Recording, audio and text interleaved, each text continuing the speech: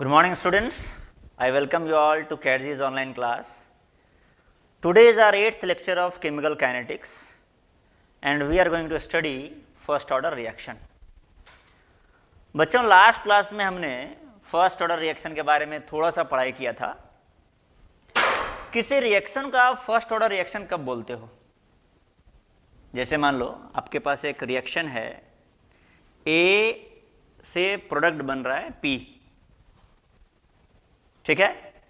तो इस रिएक्शन को फर्स्ट ऑर्डर आप तब बोलोगे जब इस रिएक्शन का जो रेट है उसको लिख सकते हो, rate is equal to minus of D A. D A क्या है?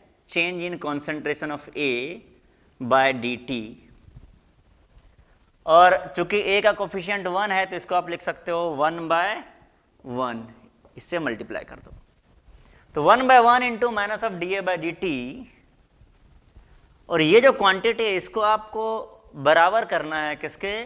k into concentration of A to the power 1. तो अगर कोई रिएक्शन इस इक्वेशन को फॉलो कर रहा है, minus d A by d t k into concentration of A to the power 1 हो रहा है, तब बोलोगे आप कि ये फर्स्ट ऑर्डर रिएक्शन है, ठीक है. तो ये जो है ये इक्वेशन, इसको बोलते हैं फर्स्ट ऑर्डर रिएक्शन का डिफरेंशियल रेट लॉ. और लास्ट क्लास में हमने इसको इंटीग्रेट किया था, और इंटीग्रेट करने के बाद जो इक्वेशन आया था वो आया था k into T is equal to 2.303 log C naught by C T. K क्या है यहाँ पर? तो के है, K is equal to rate constant. T क्या है? टी है टाइम इंटरवल या टाइम टेकन. टी है टाइम टेकन, टाइम टेकन.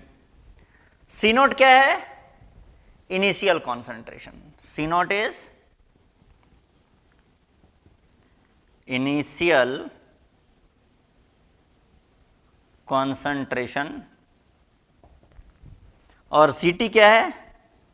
सी टी है ये जो टाइम टी है ना, टी टाइम में रिएक्टेंट का कॉन्सेंट्रेशन शुरुआत में सी नोट था और टी टाइम के बाद सी नोट से घट के सी टी तक पहुंच गया है. तो सी टी क्या है? कॉन्सेंट्रेशन, ये इनिशियल कॉन्सेंट्रेशन ऑफ रिएक्टेंट यानी ए था आपका, और सी टी है concentration of A at time T.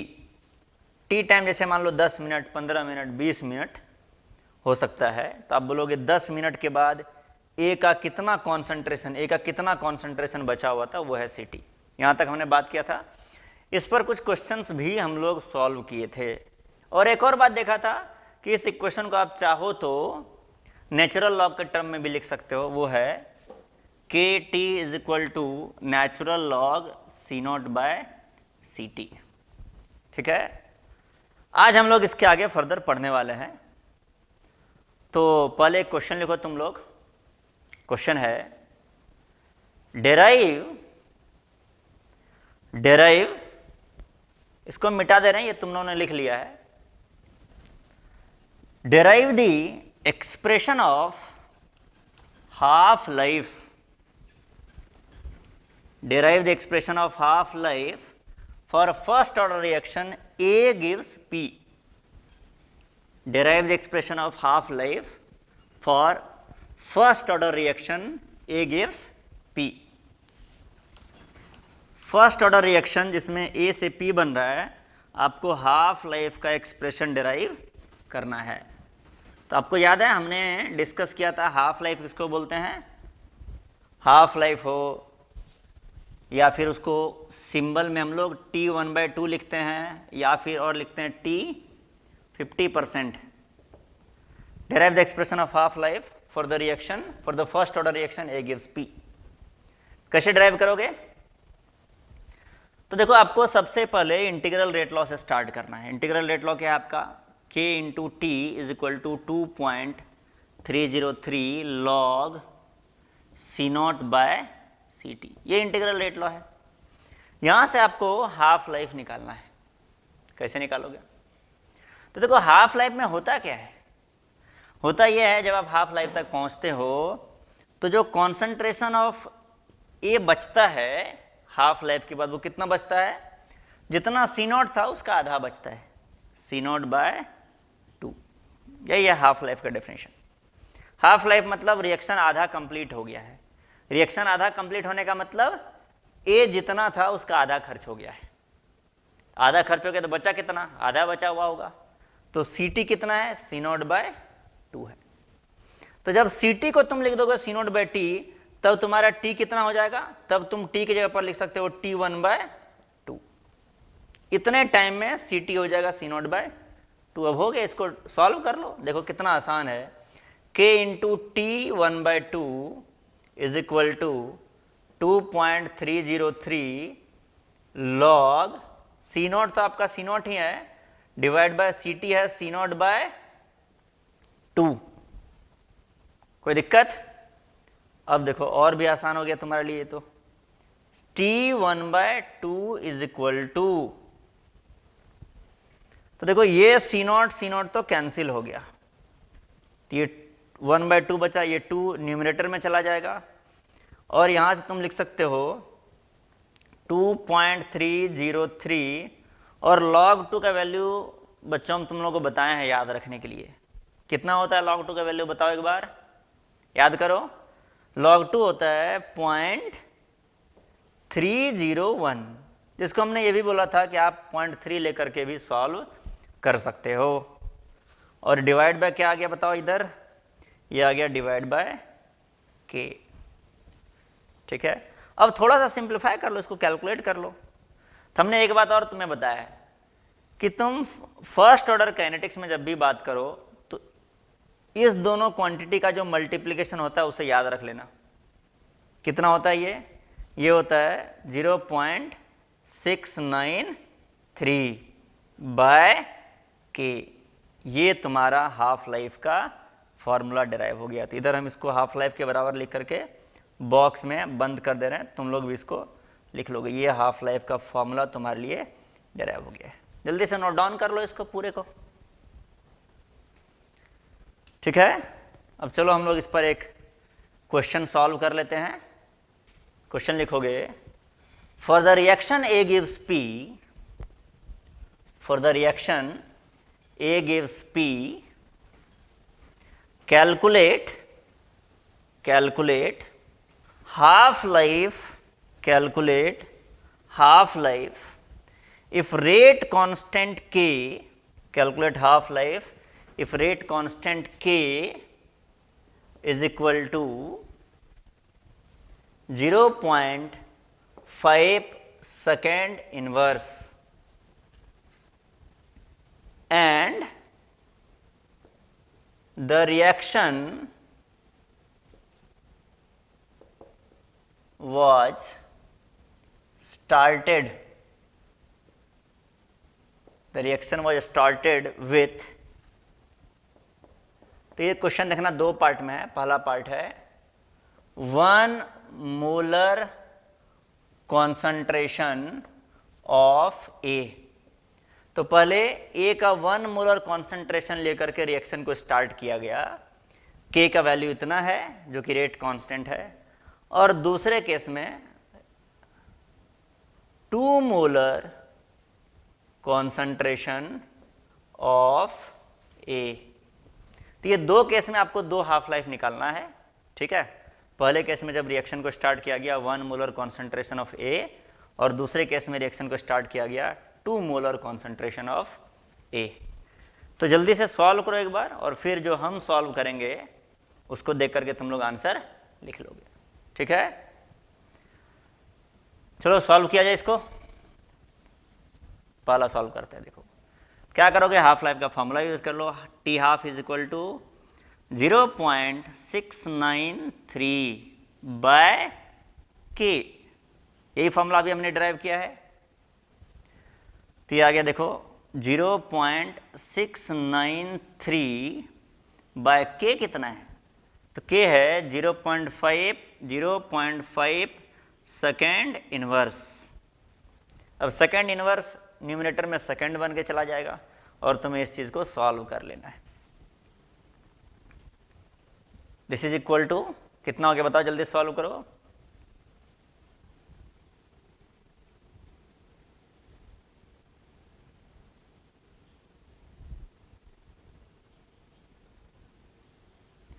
तो ये लगभग तुम्हारा 1.38 सेकेंड के बराबर आ गया।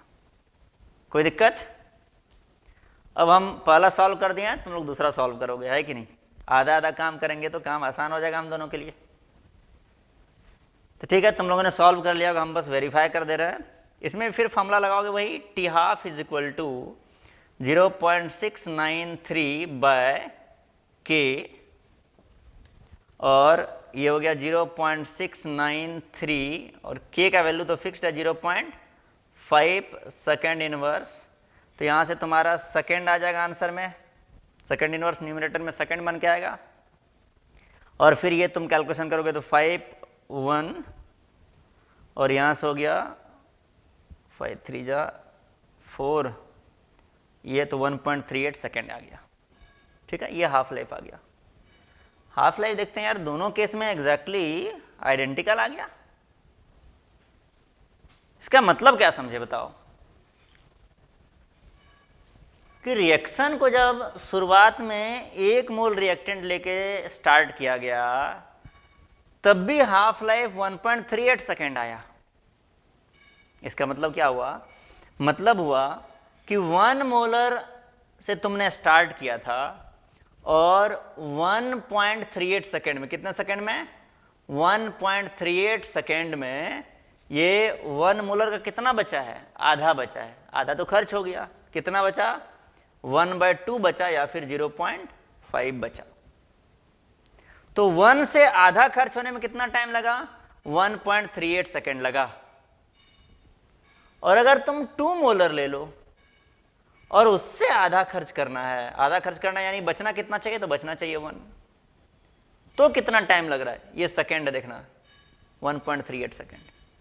तो बताओ जब 2 मोलर से आधा खर्च होने में 1 मोलर तक आने में कितना बच रहा है, कितना टाइम लग रहा है? फिर भी 1.38 सेकेंड लग रहा है। कोई दिक्कत?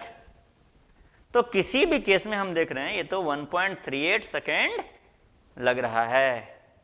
शुरुआत का कॉन्सेंट्रेशन तुम 1 मोलर लो या फिर शुरुआत का कॉन्सेंट्रेशन 2 मोलर लो। कोई दिक्कत? चलो एक काम करते हैं, ये आंसर तो तुम लोग लिख लिए हो, अब हम थोड़ा सा क्वेश्चन में मॉडिफाई कर रहे हैं।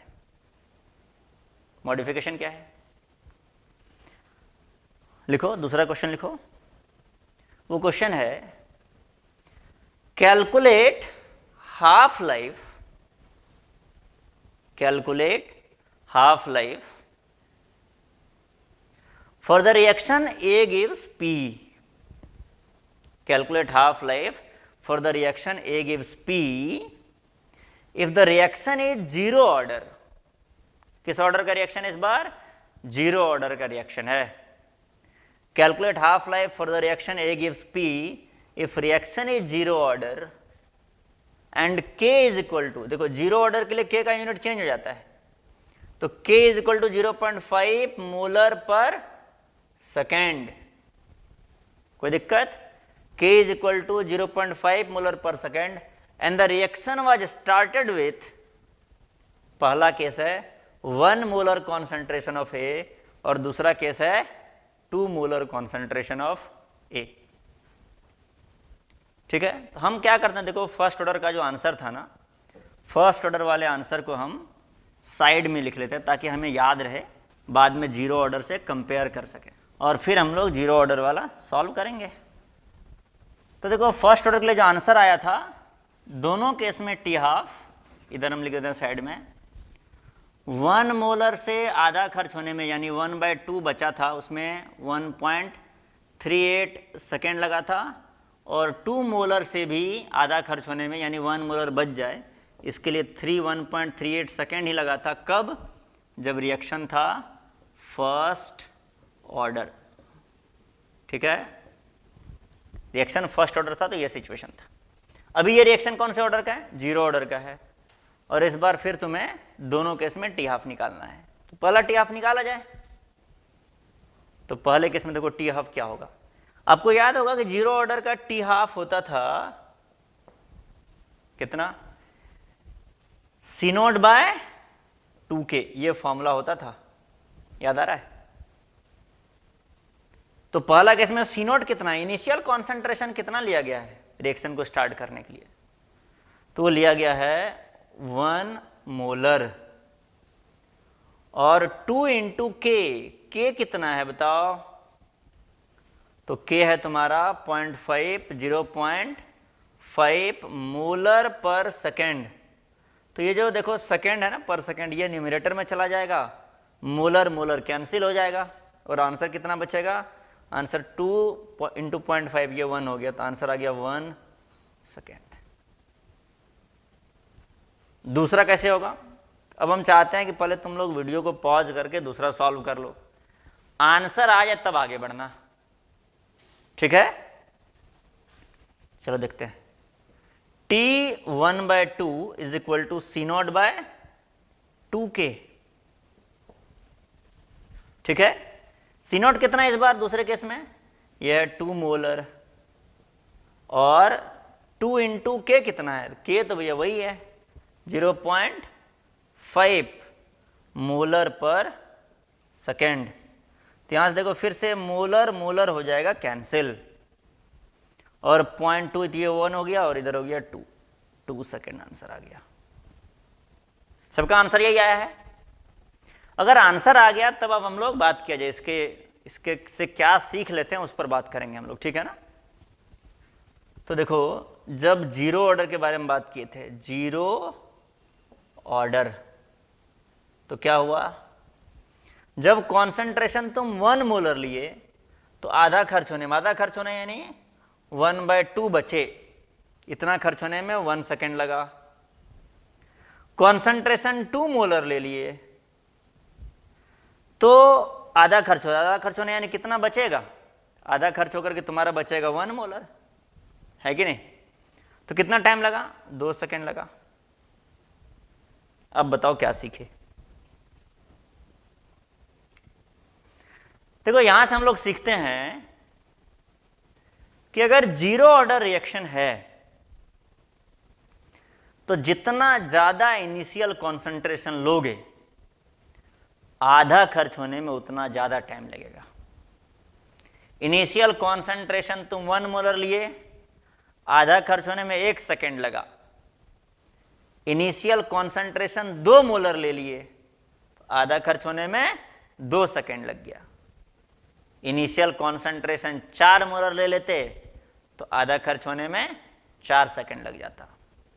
यानी जितना ज्यादा इनिशियल कॉन्सेंट्रेशन लोगे, आधा खर्च होने में उतना ज्यादा टाइम लगेगा। देखो यहां से T half is equal to C naught by 2k, मतलब is directly proportional to C naught, है कि नहीं। T half is directly proportional to C naught, किसके लिए, जीरो ऑर्डर के लिए। तो एक बार लिख लो इस बात को, नोट करके लिखोगे सब लोग, NOT नोट। क्या लिखोगे, पहले देखो इसको हम मिटा दे रहे हैं, ठीक है, इसको मिटा दे रहे हैं और फिर आगे लिखने जा रहे हैं। तुम लोग भी लिखोगे मेरे साथ। For a zero order reaction, for a zero order reaction, zero order reaction के लिए T half is directly proportional to C naught, T half is directly proportional to C not.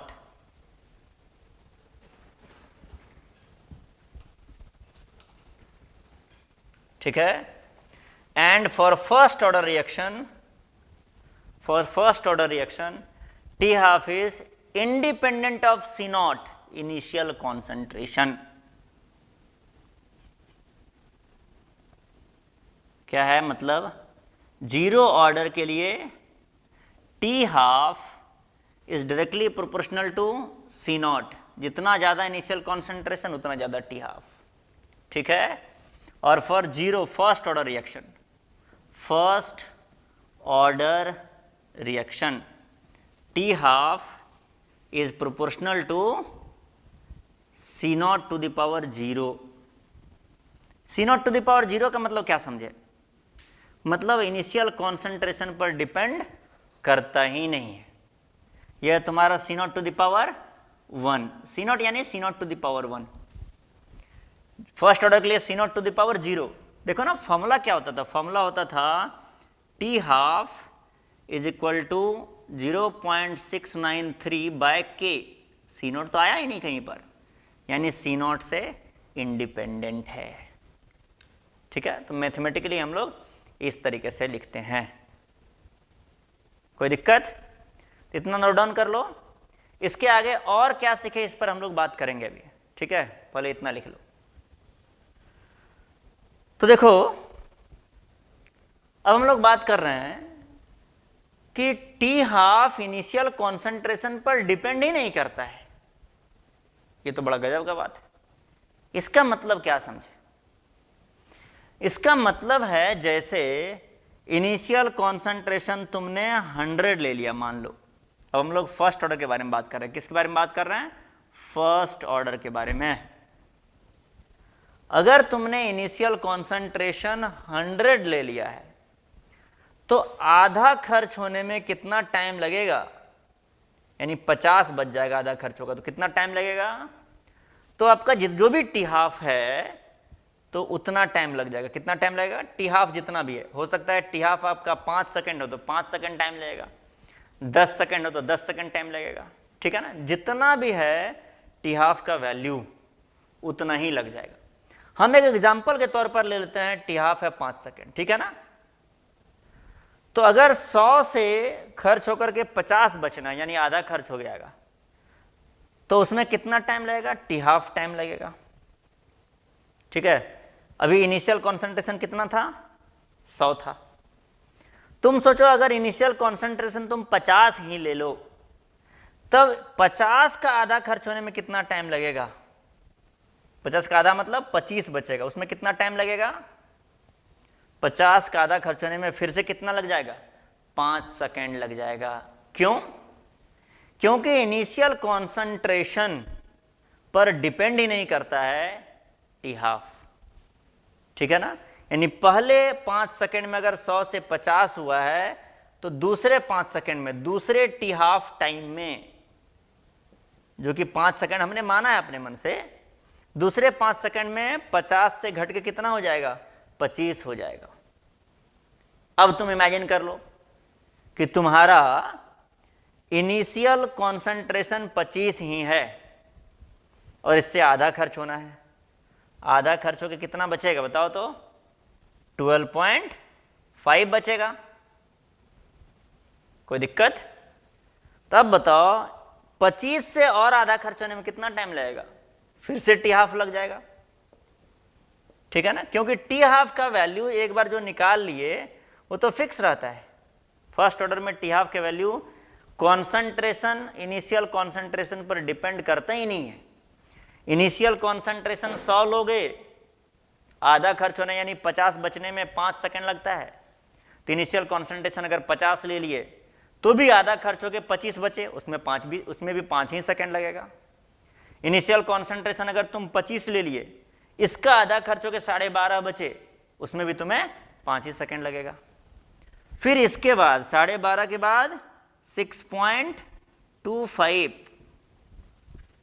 इसका आधा खर्च होने में फिर कितना टाइम लगेगा? फिर वो तुम्हें टी हाफ टाइम ही लगेगा, यानी कि फिर से तुम्हें 5 सेकंड लगेगा। कोई भी कॉन्सेंट्रेशन ले लो, उस कॉन्सेंट्रेशन का आधा खर्च होने में लगने वाला टाइम हमेशा बराबर ही निकल के आएगा।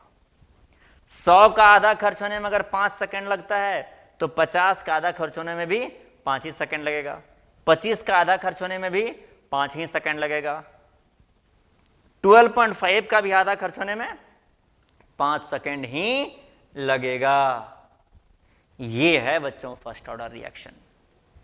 कोई भी दिया हुआ जो कॉन्सेंट्रेशन है उसका आधा खर्च होने में जो लगने वाला टाइम है वो इंडिपेंडेंट है कि शुरुआत में तुम्हारे पास कितना कॉन्सेंट्रेशन था। शुरुआत में 1,00,000 kg रिएक्टेंट था, उसमें से 50,000 kg खर्च होने में 1 घंटा लगता है, तो 50,000 से अगला 25,000 खर्च होने में, यानी फिर आधा हो जाने में फिर से 1 ही घंटा लगेगा। क्लियर है ना? तो बताओ ये रिएक्शन कब खत्म होगा? अरे अगले आधे टाइम में, अगले कुछ 5 सेकंड में कितना खर्च होगा? ये अगले 5 सेकंड में 6.25 का फिर आधा हो जाएगा, फिर अगले 5 सेकंड में जो आएगा तुम्हारा 3.125 उसका फिर से आधा हो जाएगा, फिर अगले 5 सेकंड में फिर आधा हो जाएगा, फिर अगले 5 सेकंड में और आधा हो जाएगा। तो कब खत्म होगा फर्स्ट ऑर्डर रिएक्शन? तो फर्स्ट ऑर्डर रिएक्शन कभी खत्म होता ही नहीं है। लिख लो, a first order reaction never goes to completion. क्या लिखोगे? A first order reaction never goes to completion. कोई दिक्कत? चलो अब इसी से हम थोड़ा सा जीरो ऑर्डर को भी कंपेयर कर लेते हैं। जैसे अगर तुम्हारे पास शुरुआत में 100 मोलर कॉन्सेंट्रेशन है रिएक्टेंट का, ठीक है,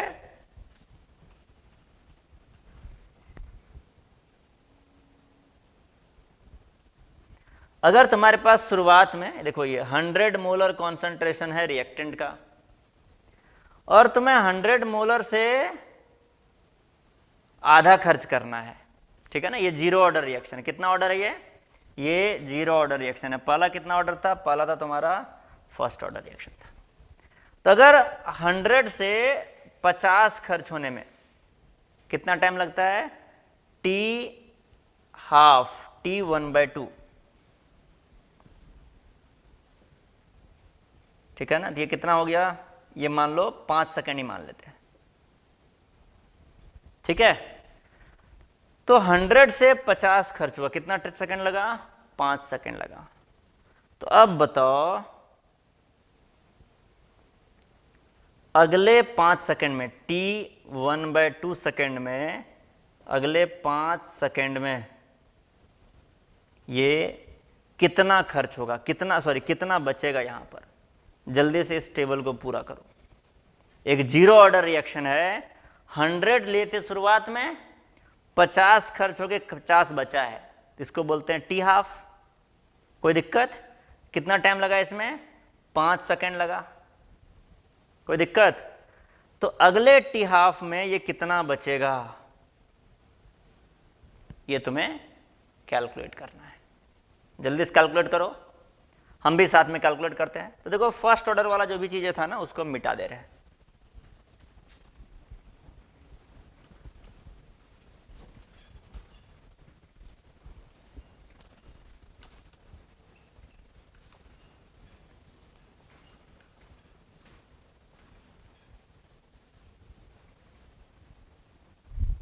तो देखो 100 से 50 आने में तुमको 5 सेकंड लगा, तो अगले 5 सेकंड में 50 से कितना चला जाएगा जीरो ऑर्डर के लिए? तो चलो एक काम करते हैं, इसको समझने के लिए एक बार हम लोग जीरो ऑर्डर का इंटीग्रल रेट लॉ यूज कर लेते हैं। तो जीरो ऑर्डर का इंटीग्रल रेट लॉ होता है C0 minus CT is equal to KT। कोई दिक्कत? तो देखो तुम्हारा पहला इक्वेशन यूज करते हैं। C0 कितना था इनिशियली? 100। खर्च हो गया, कितना बचा था T टाइम के बाद?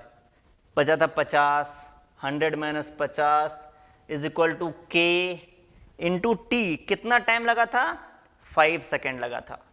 तो शुरुआत में देखो कॉन्सेंट्रेशन भी इधर लिख लेते हैं। शुरुआत में था 100 मोलर, माइनस कितना बचा? माइनस ये तुम्हारा बच गया 50 मोलर। यूनिट लिख लेते हैं कॉन्सेंट्रेशन का, और इसको K इंटू T कितना रखोगे? तो T है तुम्हारा 5 सेकेंड, 5 सेकेंड। कोई दिक्कत? कोई दिक्कत नहीं। अब बताओ यहां से K कितना निकल गया तुम्हारा? K इज इक्वल टू आ गया 100 माइनस 5 50 हो गया, तो ये आ गया 10, 50/5 10 मोलर पर सेकेंड। कोई दिक्कत? तब तुम्हें पता करना है कि जब तुम्हारा शुरुआत का कॉन्सेंट्रेशन 50 है तो अगले 5 सेकेंड में कितना कॉन्सेंट्रेशन बचेगा यहां पर तुम्हें। फिर से इसी क्वेश्चन को यूज कर लो, सी नॉट डैश बोल देते हैं इस बार, ठीक है ना, minus C T dash is equal to K तो कांस्टेंट रहता है और टी तो तुम्हें 5 सेकंड लेना है फिर से, ठीक है। तो चलो देखते हैं कितना कॉन्सेंट्रेशन बचेगा, यानी सी टी डैश निकालना है इस बार। इसके लिए सी नॉट कितना है, तो इसके लिए शुरुआत है 50 से, तुम शुरुआत किए और अगले 5 सेकंड में कहाँ तक पहुंचोगे ये पता करना है। तो सी नॉट डैश है 50 मोलर, ठीक है, माइनस सी टी डैश तो तुम्हें निकालना ही है, इज इक्वल टू के इंटू टी। के है 10 मोलर पर सेकेंड और इंटू टी कितना है, तो टाइम लेना है इस बार फिर से 5 सेकेंड ही तुम्हें खर्च करना है टाइम में। तो बताओ यहां से सी टी डैश कितना आ गया निकल करके, ये सी टी डैश आ गया, देखो ये 50, तो ये सेकंड कट जाएगा, इधर बचा 50 मोलर, सी टी को इधर लाओ, 50 माइनस 50 हो गया 0 मोलर। अरे अगले 5 सेकंड में तो 0 मोलर बचा है कि नहीं।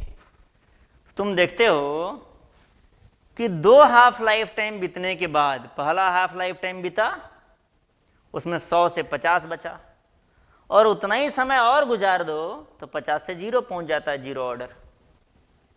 फर्स्ट ऑर्डर में ऐसा नहीं होता था। फर्स्ट ऑर्डर में अगर पहले 5 सेकंड में 100 से 50 हुआ है तो अगले 5 सेकंड में 50 का आधा होता था। इसमें क्या हुआ है, इसमें हुआ है कि पहले 5 सेकंड में अगर 50 खर्च हुआ है, कितना खर्च हुआ है 50, 50 खर्च हुआ है स्पेंड, तो दूसरे 5 सेकंड में भी 50 खर्च होगा, कितना खर्च हो जाएगा 50 स्पेंड हो जाएगा। क्लियर है ना, लिख लो इस बात को भी। A zero order reaction is completed in 2 half life। एक जीरो ऑर्डर रिएक्शन का हाफ लाइफ निकाल लो, टाइम उसका दुगना कर दो, उतने टाइम में रिएक्शन कंप्लीट हो जाएगा,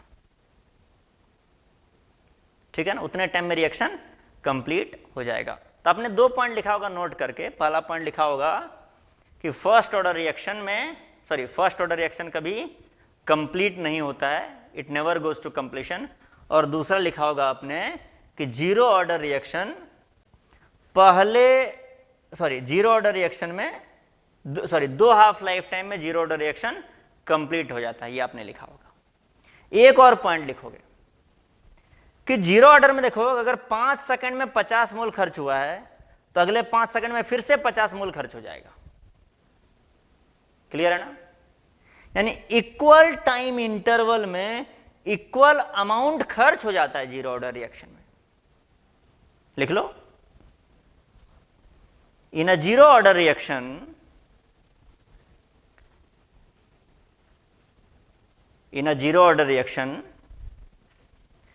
equal amount of reactant is spent or consumed, equal amount of reactant is spent or consumed, equal amount of reactant is spent or consumed in equal interval of time, in equal interval of time। Equal amount of reactant, यानी पहले 5 second में अगर 50 खर्च हुआ तो दूसरे 5 second में भी 50 ही खर्च होगा। कोई दिक्कत? In a zero order reaction equal amount of reactant is consumed in equal interval of time. First order reaction में क्या लिखोगे? इससे की जैसा लिखो, but for first order reaction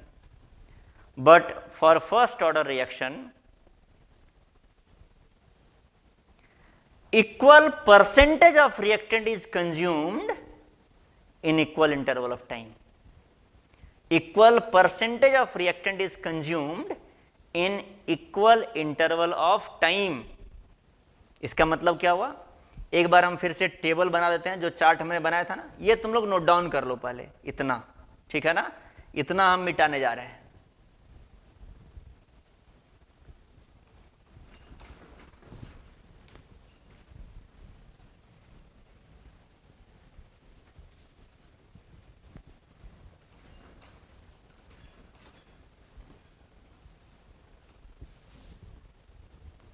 तो क्या है कि हमने लिखा था 100 से 5 सेकेंड में, इधर टी हाफ लिखा था ना, लिखे थे टी हाफ। ये टेबल देखो तुमने बनाया था, 5 सेकेंड में कितना बचा था, 50 बचा था फर्स्ट ऑर्डर के लिए।